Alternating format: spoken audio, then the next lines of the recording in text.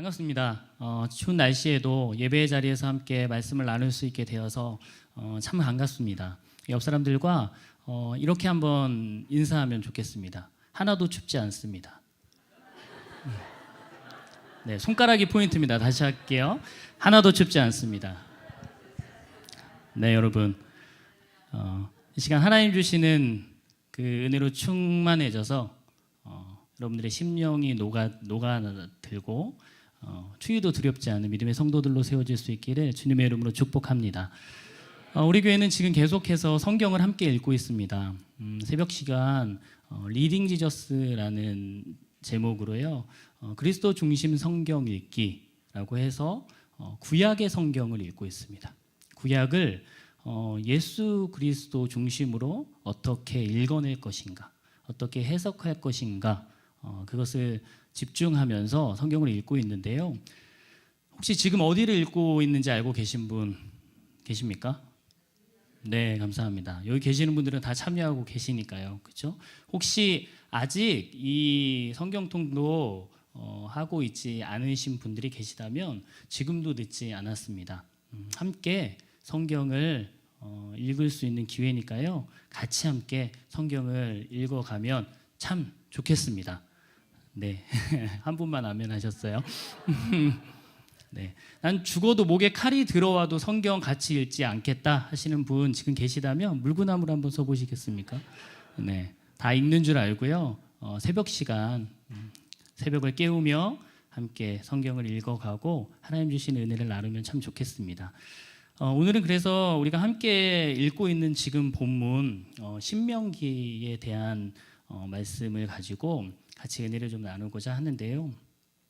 신명기의 좀 개론적인 내용들을 좀 같이 나누고 신명기 안에서 구조적으로 우리가 발견할 수 있는 점들, 그리고 이 신명기를 예수 그리스도 중심으로 우리가 어떻게 읽어낼 수 있을까에 대한 부분들을 함께 생각해 보고자 합니다. 다소 좀 딱딱할 수 있고 조금 지루할 수 있지만 하나님 주시는 은혜가 분명히 있다는 것을 우리가 믿음으로 붙잡고 졸지 않고 끝까지 완주할 수 있기를 바랍니다.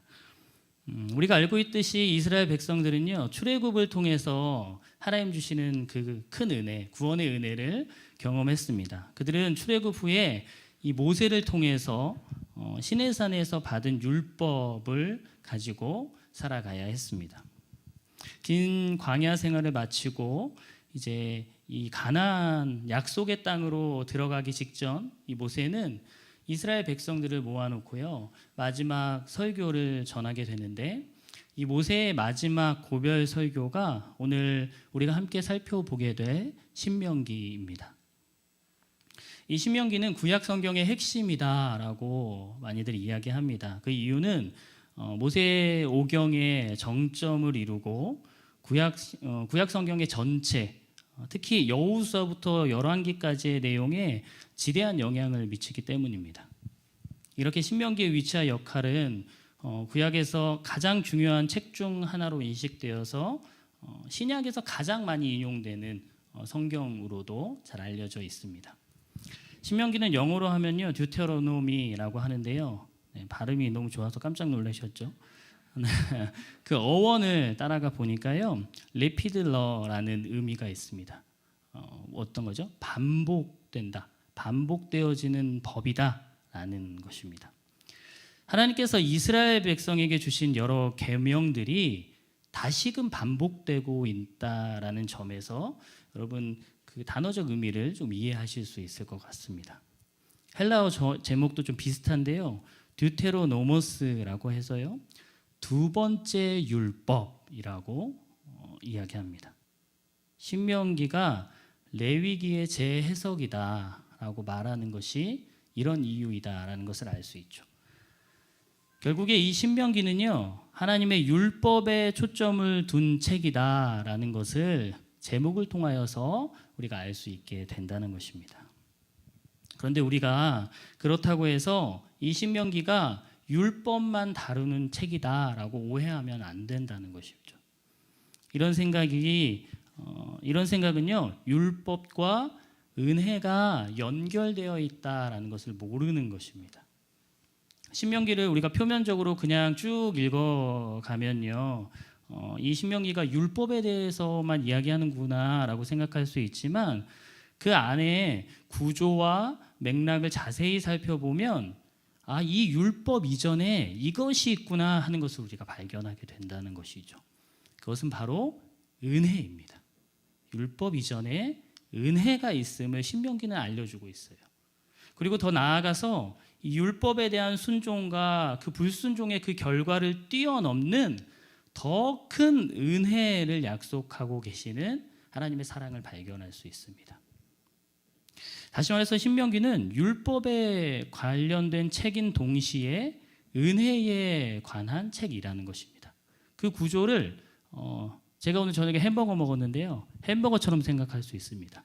은혜, 율법, 은혜입니다. 네, 무슨 말인가 잘 모르겠죠? 오늘 한번 살펴볼 건데요, 이런 율법과 은혜의 관계를 잘 이해하기 위해서는 우리가 율법이 무엇인지를 먼저 알아야 합니다. 좀 더 구체적으로 말해보면 하나님께서 이 율법을 이스라엘 백성에게 왜 주셨을까? 그 목적에 대해서 먼저 알아야 합니다. 여러분, 율법하면 어떤 생각이 드십니까? 어떤 거라고 생각이 드십니까? 마음속으로 대답해 보십시오. 순종해야 하는 계명 뭐 이런 것, 아니면 행위로 의로움을 받기 위한 어떤 수단, 이렇게 많이들 생각을 하는데요. 그러나 이것은 성경이 가르치는 바가 아닙니다. 율법은 하나님께서 이스라엘 백성에게 주신 은혜의 선물이며 하나님의 백성들이 거룩하게 살아가도록 인도하는 나침반과 같은 역할을 하는 것임을 우리가 알아야 한다는 것입니다. 그렇습니다. 율법은 하나님의 백성들이 어떻게 살아가야 하는지 그 삶의 규범을 제시해 줍니다. 삶의 방향을 제시해 주고 그곳으로 갈 수 있도록 인도하는 지침서의 역할을 하는 것이 율법입니다. 여러분, 그러면 하나님의 백성이 나아가야 할 곳은 어디입니까? 하나님의 백성은 어디로 나아가야 합니까? 하나님께 나아가야 하죠. 결국 율법은 하나님께 나아가야 하는 길을 마련해 줍니다. 우리가 죄인이지만 죄를 용서받는 방법으로 우리를 안내해서 하나님의 백성이 죄사함을 받고 다시금 하나님의 백성으로 나아갈 수 있게 하는 것이 율법의 목적이라는 것입니다. 하나님께서 그토록 세밀하고 꼼꼼하게 이 율법을 주신 이유는 그들의 삶을 정말 얽매게 하고 정해진 틀 안에 그들을 가두려는 그런 목적이 아니라 오히려 죄에 얽매여 있고 죄에 갇혀 있는 그들을 죄로부터 해방되게 함으로 결국 어디로요? 하나님께로 나아갈 수 있게 하는 그 길을 만들어주기 위함이라는 것입니다. 궁극적으로 그들 가운데에 하나님이 거하시기 위함이라는 것이죠. 이처럼 모든 율법 안에는 하나님의 은혜가 가득 차 있습니다. 은혜. 그래서 율법은 본질적으로 은혜다라고 말할 수 있는 것이죠. 우리는 이 사실을요, 특별히 이 신명기에 나타난 언약의 구조를 통해서 알 수 있는데요. 오늘은 리딩 지저스 이 책 안에 있는 내용을 중심으로 신명기에 나타난 언약의 세 가지 구조에 대해서 우리가 한번 생각해 보고자 합니다. 언약의 첫 번째 구조는요, 은혜 다음 율법이라는 것입니다. 은혜 다음 율법. 이것이 첫 번째 구조입니다. 무슨 말입니까? 반대로 하면 율법이 결코 은혜를 앞설 수 없다는 것입니다. 하나님은 은혜로 모든 것을 먼저 시작하시고 그리고 나서 하나님의 율법에 순종하도록 부르고 계십니다. 은혜가 먼저고 그 다음이 율법입니다. 이것이 하나님께서 이스라엘과 맺으신 언약의 첫 번째입니다. 이 기본 구조가요, 우리가 이제 읽고 있는 이 신명기 안에서 계속 반복이 되고 있습니다. 계속 읽다 보면 하나님께서 정말 그것을 말씀하고자 하시는구나 하는 것을 우리가 알게 된다는 것인데요. 이 시간에 그래서 몇 군데 함께 살펴보고자 합니다. 오늘 본문 말씀인 4장 37절부터 40절 말씀인데요. 조금 작아서 안 보일 수도 있으신데 그 구조적인 것만 한번 보시면 좋겠습니다.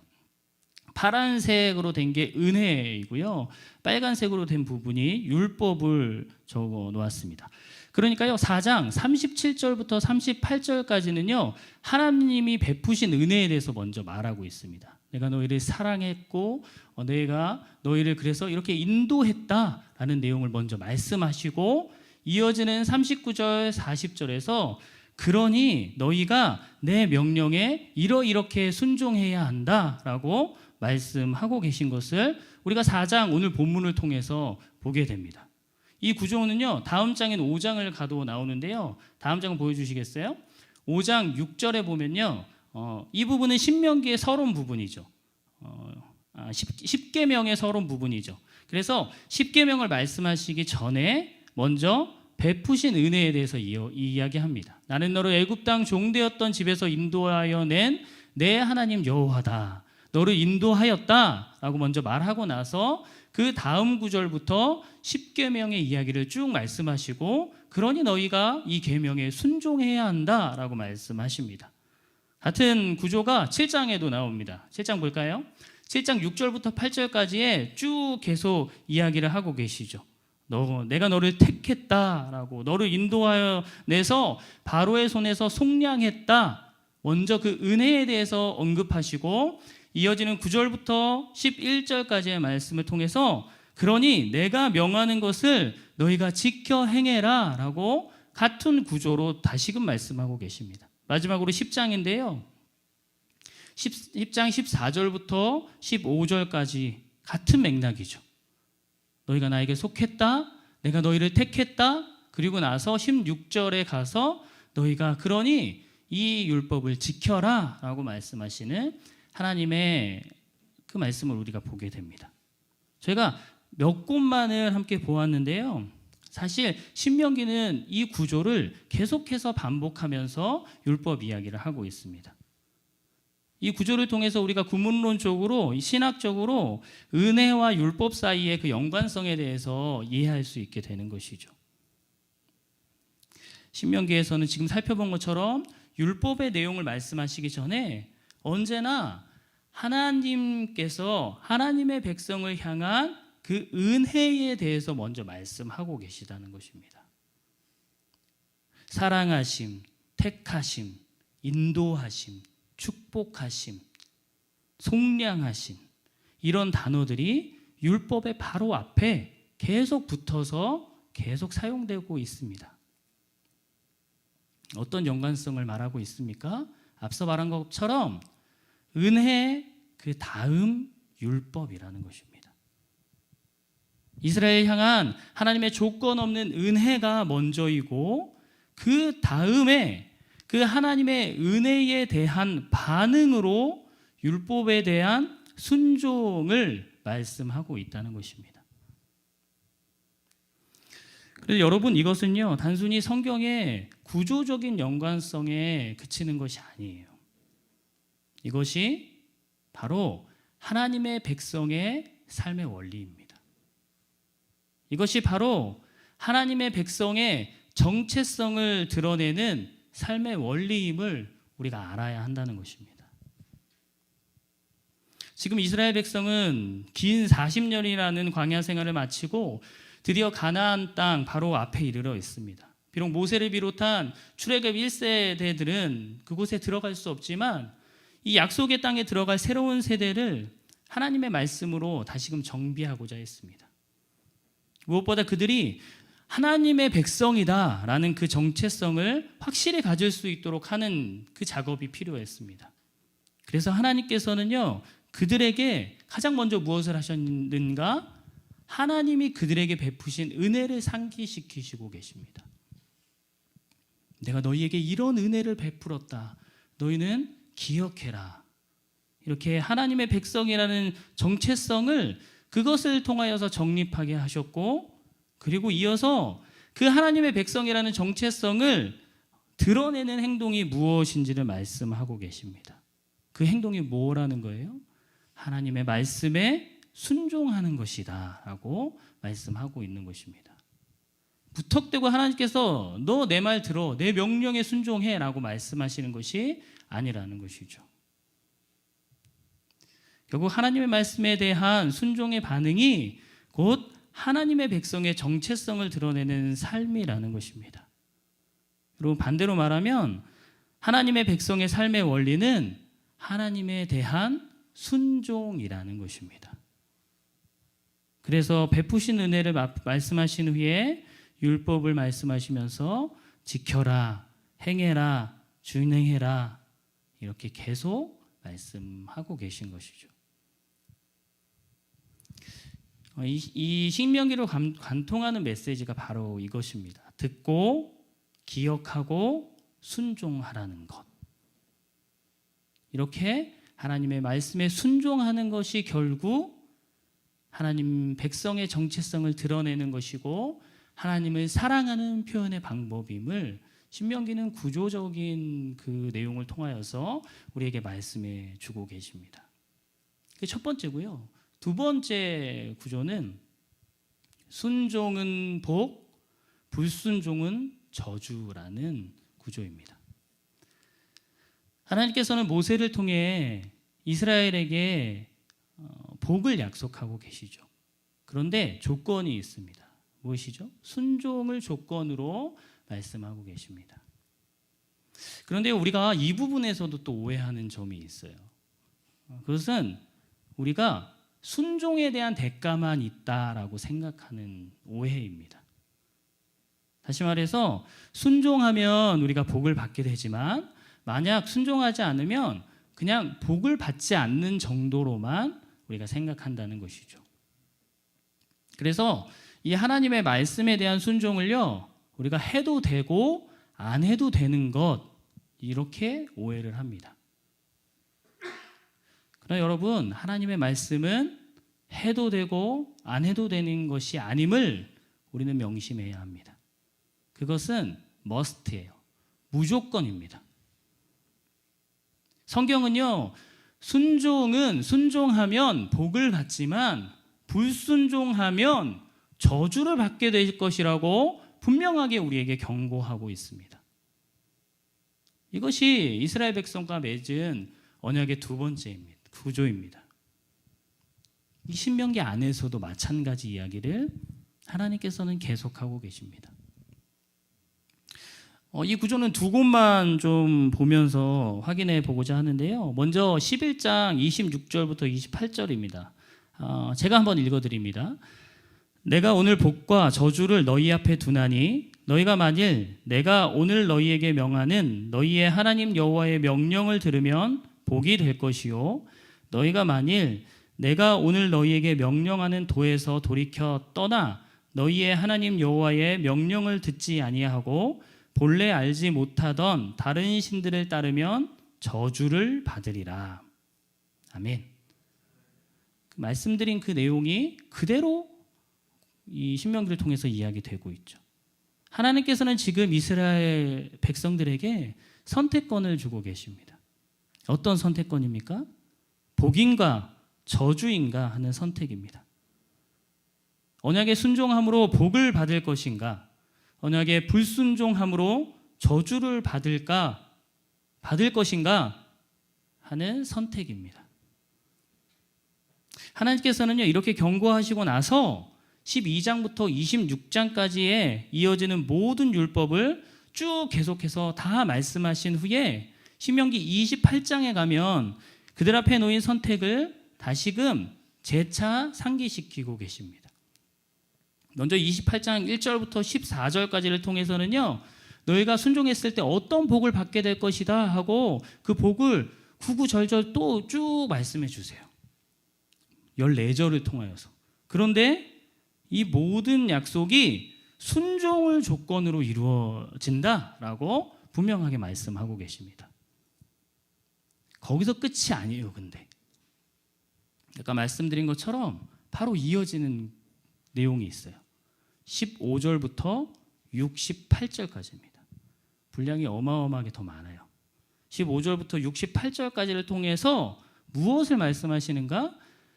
불순종하면 따르게 되는 저주에 대해서 분명하게 세세하게 말씀하고 계심을 우리는 보게 됩니다.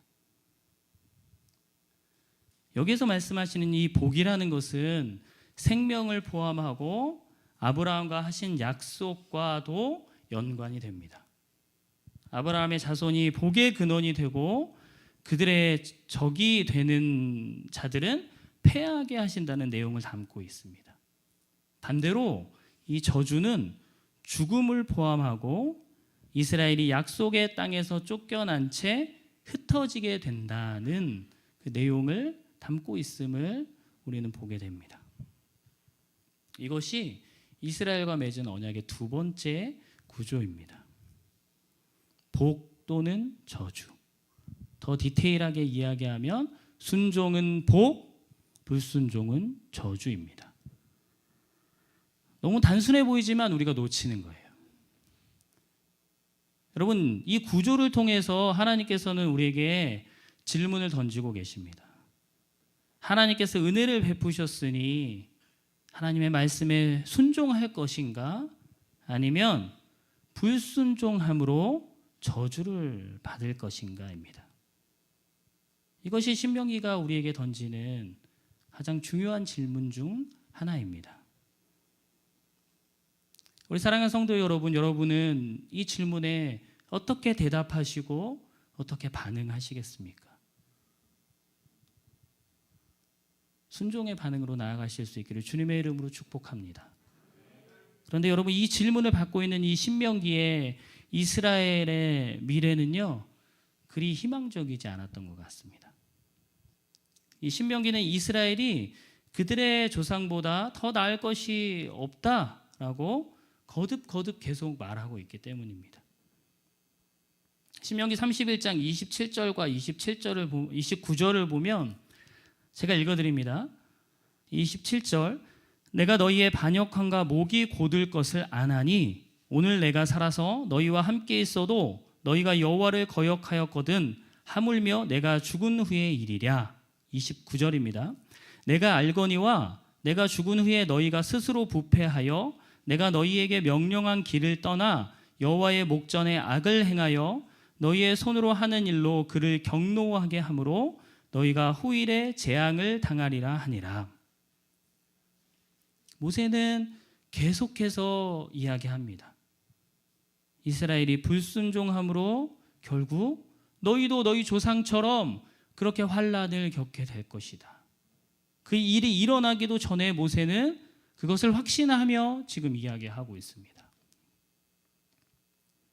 우리가 알고 있듯이 하나님의 첫 아들인 아담은 실패했고 그로 인해 죄가 세상 가운데 들어왔습니다.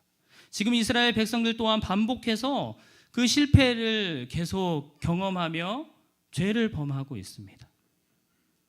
이렇게 반복되는 그 실패의 모습을 보게 되면서 하나님의 백성에게 더 이상 소망이 없는 것처럼 보이는 것이 사실입니다.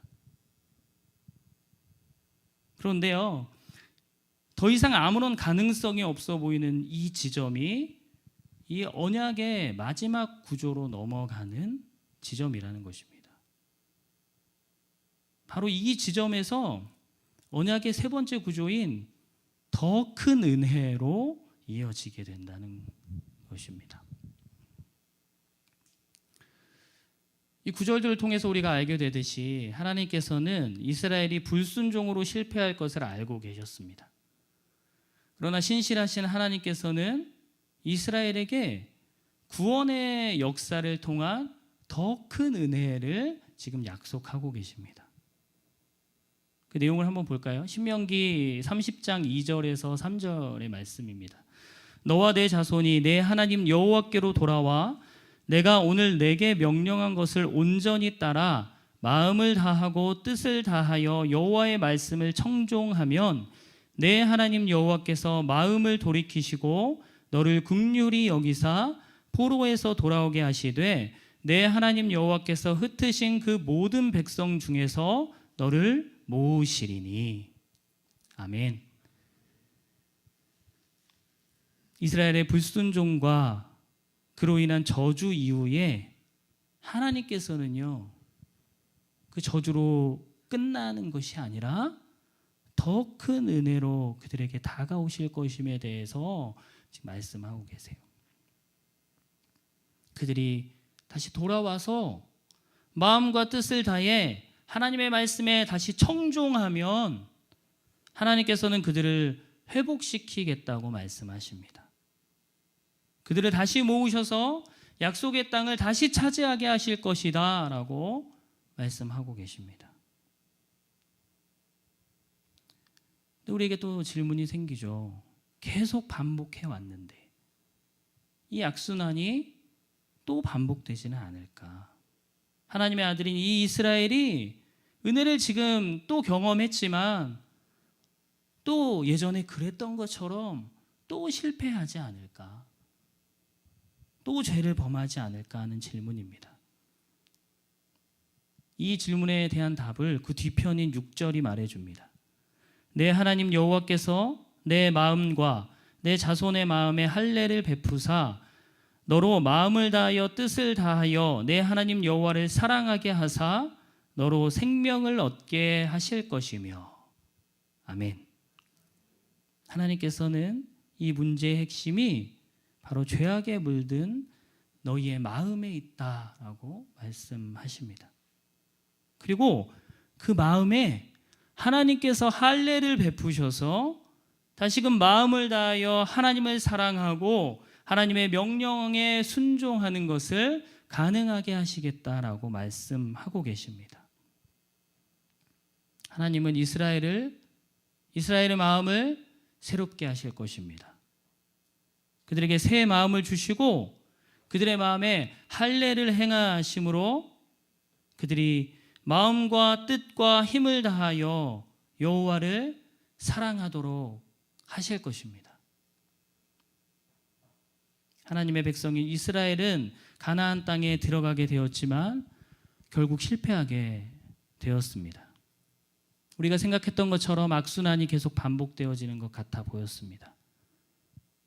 그러나 하나님께서는 약속하신 대로 누구를 보내주셨나요? 그의 아들을 보내주셨고 하나님과 맺은 언약 관계 안에서 완전한 믿음과 순종의 삶을 사신 그분을 통해 이 악순환의 고리가 끊어지게 되었다는 것입니다. 그래서 요한일서 4장 9절 10절은 이렇게 말합니다. 하나님의 사랑이 우리에게 이렇게 나타나신 바 되었으니 하나님이 자기의 독생자를 세상에 보내심은 그로 말미암아 우리를 살리려 하심이라. 사랑은 여기 있으니 우리가 하나님을 사랑한 것이 아니요 하나님이 우리를 사랑하사 우리 죄를 속하기 위하여 화목제물로 그 아들을 보내셨음이라. 아멘. 하나님께서 예수님을 통해 우리를 구원하시고 더 큰 은혜 가운데 성령으로 우리의 마음을 새롭게 하셨습니다. 그리고 그 은혜로 말미암아 우리가 온 마음과 뜻과 힘을 다해 하나님을 사랑하게 하셨습니다. 설교의 서두에서 하나님께서 율법을 주셨던 이유와 목적에 대해서 이야기했는데요. 무엇이라고 했습니까? 죄로부터 해방되게 함으로 결국 어디로 나아가게요? 하나님께로 나아가는 길을 만들어주기 위함이다 라고 말씀드렸죠. 여러분, 하나님께 나아가는 그 길이 결국 누구를 통해 열렸다는 것입니까? 그렇죠. 바로 예수 그리스도입니다. 이제 율법은 폐하여졌고 율법의 완성이신 예수 그리스도를 통해 우리가 새 생명을 얻게 되었고 우리가 더 큰 은혜를 경험하게 되었다는 것입니다. 여러분, 이것이 신명기를 통해 발견하게 되는 리딩 지저스입니다. 신명기를 통해 읽게 되는 예수 그리스도입니다.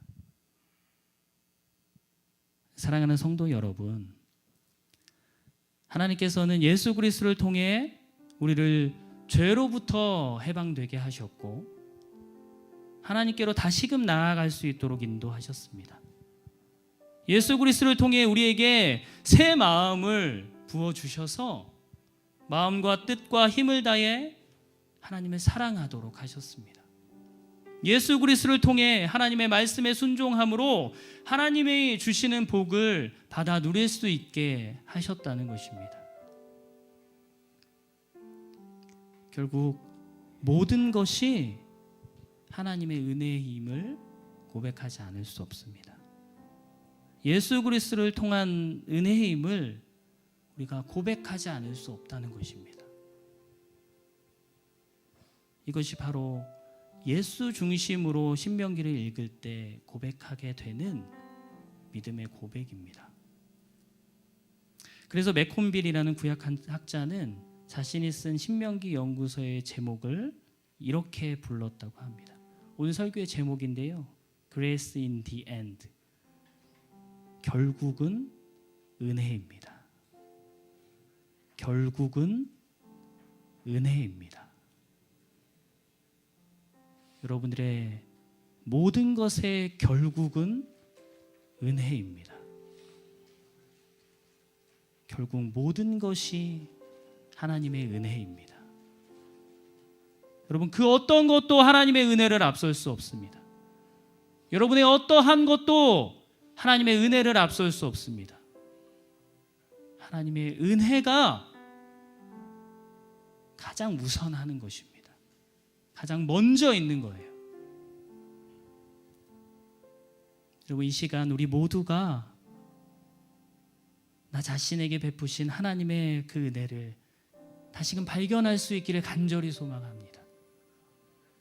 그리고 그 은혜에 감사함으로 이제 하나님 말씀에 내가 하나님이 원하시는 반응으로, 하나님이 원하시는 순종의 반응으로 나아가서 하나님을 기쁘시게 하는 순종의 삶을 살아내는 우리 모두가 되어질 수 있기를 예수 그리스도의 이름으로 축복합니다.